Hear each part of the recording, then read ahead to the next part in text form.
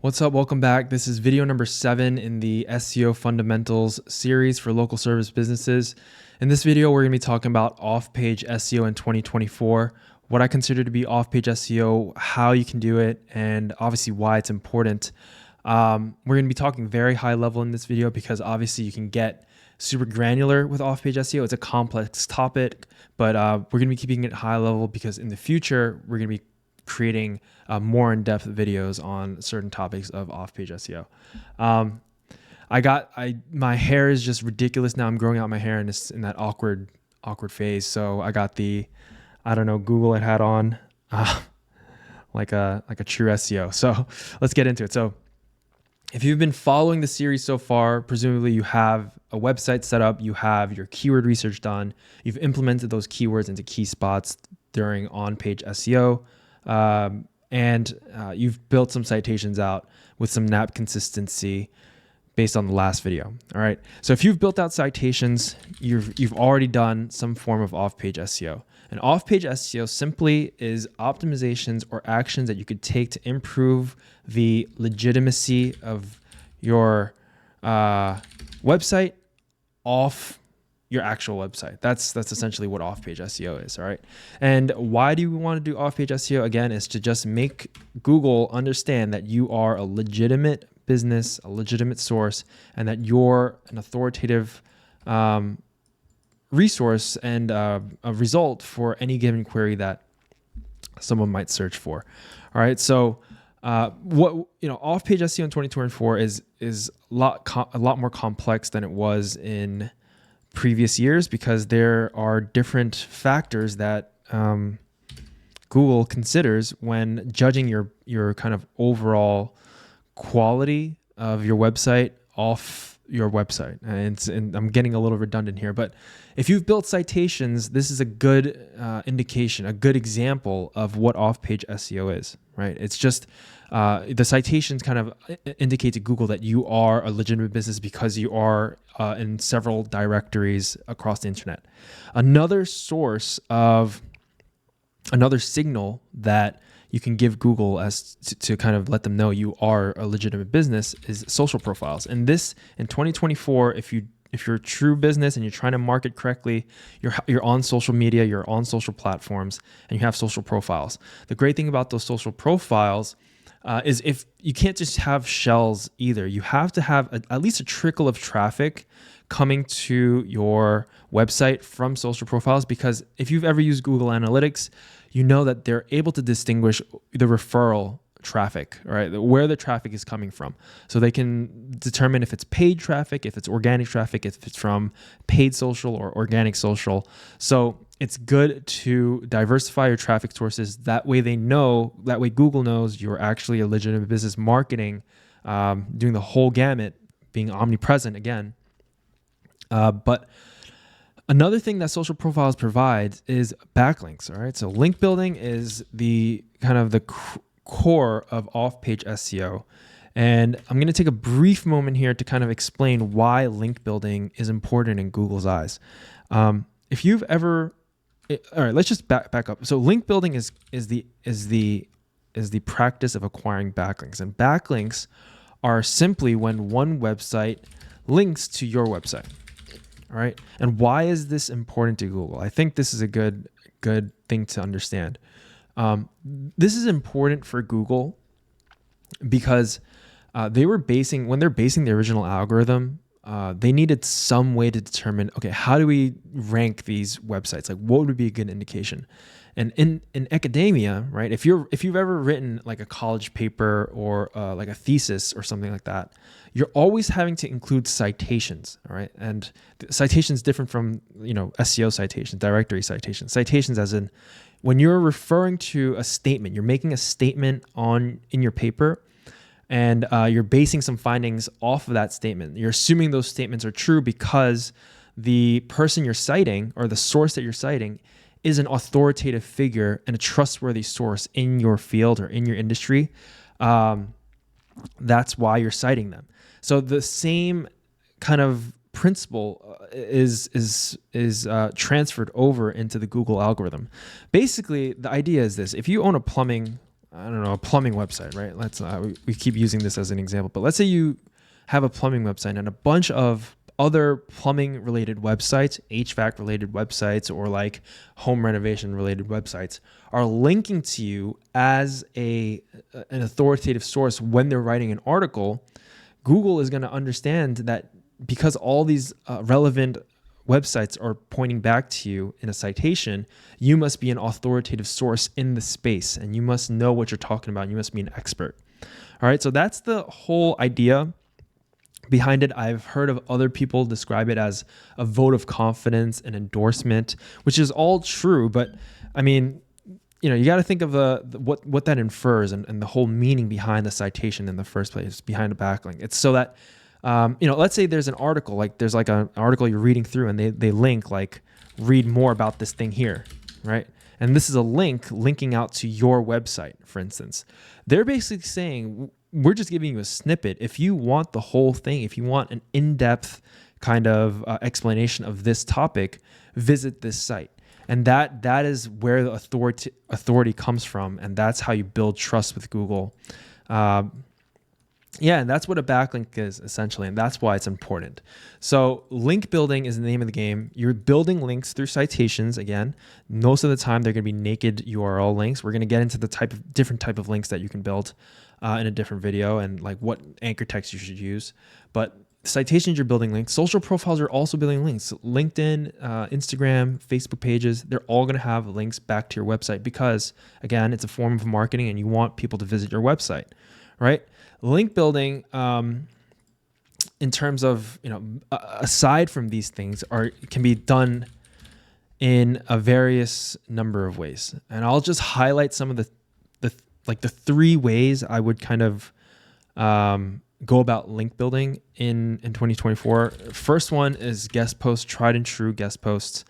The second one would be link insertions.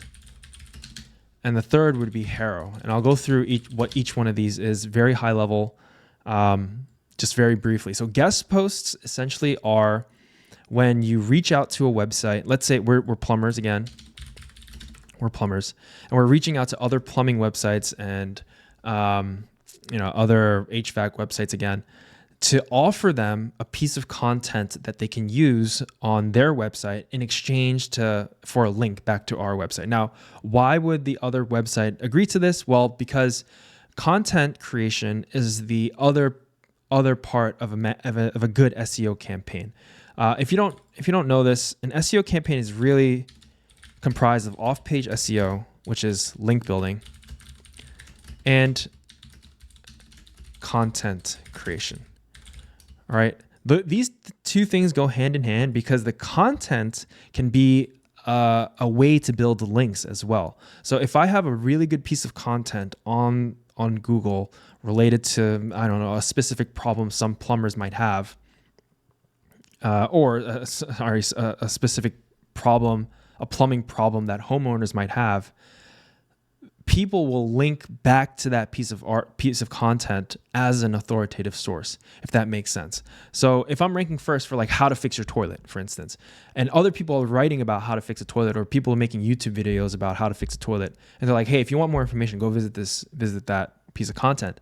I'm attracting backlinks for free and at scale because of that content I'm creating. Also, that content creation does a number of other things like increase your topical relevance, create internal link sources, and a bunch of other things. But this is essentially what an SEO campaign is. If you want more information, you can visit peppersites.com/manage SEO.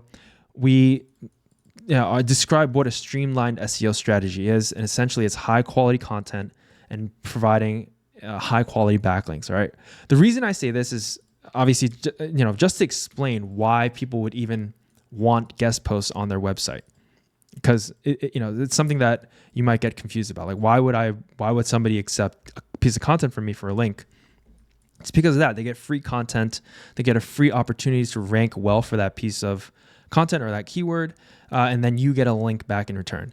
Nowadays, most of the time, guest posts and link insertions cost money. People understand why you're trying to guest post on their website, and that link typically can cost anywhere from like $200 to like $500. All right. And this is like high quality links that are relevant. And this is why you should kind of be wary of people looking to, sell you links on Fiverr for like $20. Those links don't do anything. If anything, they're a detriment to your backlink profile. Don't do it. All right. The name of the game when building backlinks is relevancy. All right. This is how you determine what a quality link is. So again, if we're plumbers, the best type of websites to get backlinks from would be plumbing websites. Then the next best thing would probably be like HVAC websites, because it's just a little bit less relevant than plumbing, but still, it's like a step up, right? And then past that would be like home renovation or home maintenance or repair, things like that. And then probably like real estate would be one step up above that. So you see that there's like a ladder. There's a ladder of relevancy here. And then let's say for local service businesses, if you're in NYC, right, then the best type of links to get would be for NYC. And then let's see within NYC, you're like servicing only Brooklyn. The best type of links would be to get links from websites specifically talking about Brooklyn. That way they can reference you as like the best plumbers in Williamsburg, for instance, or like in Brooklyn somewhere. And then past New York City would probably be New York, the state. And then past New York, you want to be relevant in the United States, right? So like there's like a hierarchy of how relevant you can get. But this is what we talk about when we're talking about quality links. It's relevancy to your main focal point, your focus keyword. Those other links, you can get links from like Chinese sites and like, of sites that have like horse racing sites that have nothing to do with your website. If it were happening organically, all right, there's no reason those kind of sites would link to a plumber's website. And I think a lot of people don't understand this. They just think, I need to pound my set with 500 backlinks. I need to get 1,000 backlinks or whatever. It doesn't matter where they're coming from. That's not the case. I would rather get 1 or 2 quality links that are relevant to my business rather than get 500, links from like a supplement website or a porn website or things like this. Those link farms, if you're buying those kind of links, they're linking out to everything. So anyway, we're going to get into this in a different video. And it pains me to see this when people think, oh yeah, when I talk about this, like, yeah, you need to build backlinks, and they go on Fiverr and they see a Fiverr gig that says, yeah, I'm gonna build like 1,000 backlinks for you for $50. And then they buy the backlinks and nothing happens, or even they decrease in ranking. They're like, what's going on? It's, well, you need the type of backlinks you get matter. And not all backlinks are created equal. All right. So that's guest posts. That's guest posts. And then link insertions are kind of the same thing. You're doing this manual outreach to websites, and then you're saying, hey, I saw you have an article on the best plungers for your home. I think I can add some value to that article. Could I pay you to insert my little blurb and then insert a link to my website? So that's 2 different forms of outreach that you're going to do. One's for guest posts, one's for link insertions. And then the third is Haro. And I think Haro is kind of the most accessible and the kind of most effective for business owners or professionals in your space. Because essentially what Haro is called, Haro stands for Help a Reporter Out, right? Help a Reporter Out. There used to be a Haro website, helpareporter.com, but they're currently moving over to this new platform called Connectively. And these are paid platforms now, so you have to kind of pay to get into this. But my advice here is, if you're a true professional, if you have domain expertise over your industry, Haro is the best place for you to start getting some backlinks, because you can offer your advice and your expertise in exchange for a reference in a major publication. So it's essentially Haro quoted, featured.com is another one. You go on these platforms, and what these platforms do is they connect journalists to experts. And the journalists will have some sort of topic, some sort of high-level topic And what you'll do is you'll write a pitch to them, and you'll say, hey, for instance, we're painters, and they're trying to find out the best colors for 2024, the best interior colors for 2024. You pitch to them and you say, I believe the best interior colors are X, Y, and Z because X, Y, and Z. And I'm a professional painter in New York City, so you should believe me. And if they choose your submission, they'll feature you in an article that they're writing. Usually it's on a bigger publication like Martha Stewart, home.com or foodnetwork.com, things like that. I know Healthline's on there. So really good source to get backlinks, and it's also a great source of marketing. If anybody does read that article and they're looking for a professional painter or a professional plumber, you're gonna seem super credible.